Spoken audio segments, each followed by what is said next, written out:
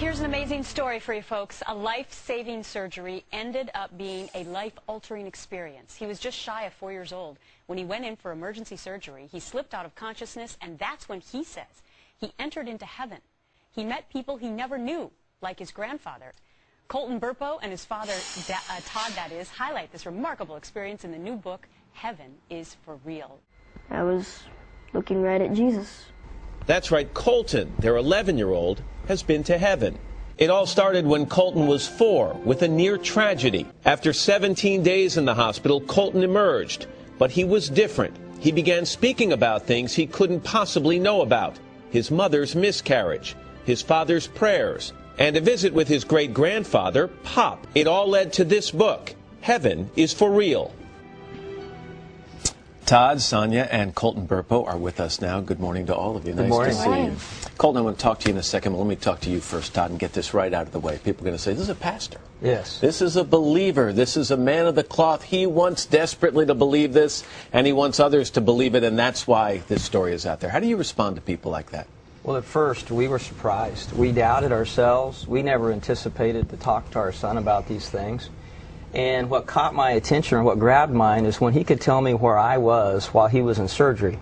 The surgeon couldn't tell me that. And you asked him how he knew that, and he said, because I could see you. I was sitting, I think he even said, I was sitting in Jesus' lap as you were doing all these things. So you were cynical, both of you, a little bit at first, until you started to hear these things. I think a question a lot of people would like to ask you, Colton, is what did heaven itself look like? I mean, is it the way I talk about it to my kids? Is it above the clouds? Does everybody float? What's it like? Well, there's a lot of colors. There are a lot of people and a lot of animals. You know, I think the story that's going to get a lot of people's attention, Sonia and Todd, is the story he told. He came back and he met the child that you had miscarried, and that was a couple of years earlier. Mm-hmm. Had you ever told him about that incident? Mm-hmm. Not at all. Not at all. Well, I think for us, like when he told us about his sister in heaven, that we hadn't told him about, another one of those holy cow moments, okay, that, okay, he can't make this up, he can't invent this, no memory was planted. Todd, Colton, Sonia, thank you all very much. The book is called Heaven is for Real. The bottles bursted, and immediately he leaped up with a broken bottle and began to stab at me. I lifted my left arm to try to stop the blow, and the bottle actually severed the biceps muscle, the major arteries in my arm, and I was bleeding to death in just a matter of seconds. And I was so weak. But he said, "Sir, you need Jesus Christ." And I didn't know Jesus. I didn't know what he was talking about. So my reaction to that was to begin cursing.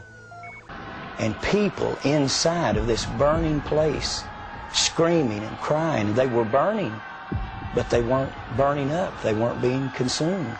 But the most terrible part of it, I began to recognize many of the people that I was seeing in these flames.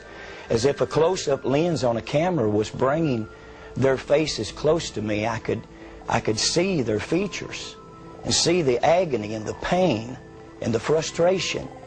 And a number of them began to call my name and said, "Ronnie, don't come to this place. There's no way out. There's no escape. If you come here, there's no way out."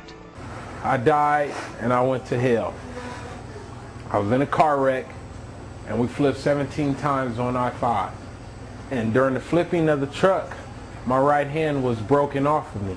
So when I got there and seen, you know, this place that I was in, I had a change of heart. This was a mistake. What am I doing here? And, you know, just having that feeling come over, this is a mistake, Lord. You made a mistake. I ain't supposed to be down here. You know, Lord, I was a good person.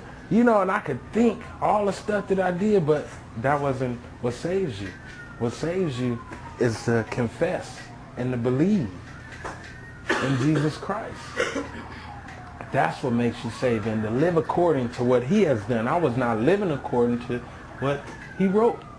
But yet I knew You know what I'm saying? But yet my actions were different from what I knew. So my actions is the truth and what led me there. The airplane did the pre-flight checkup. We took off.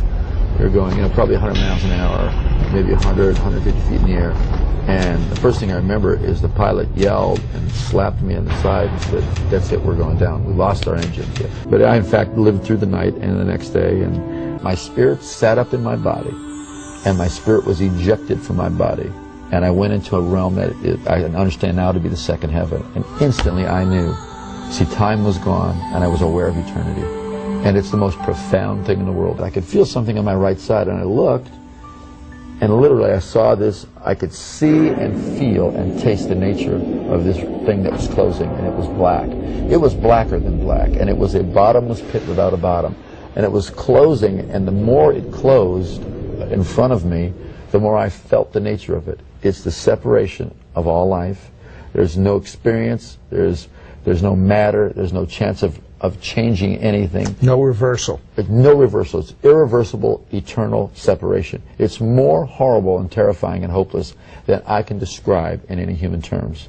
It was, I screamed in my spirit, "God, I'm sorry. I want to live. Give me no chance." And instantly, I was standing in the presence, in the throne room of Almighty God. Instantaneously, I knew I would never die for eternity.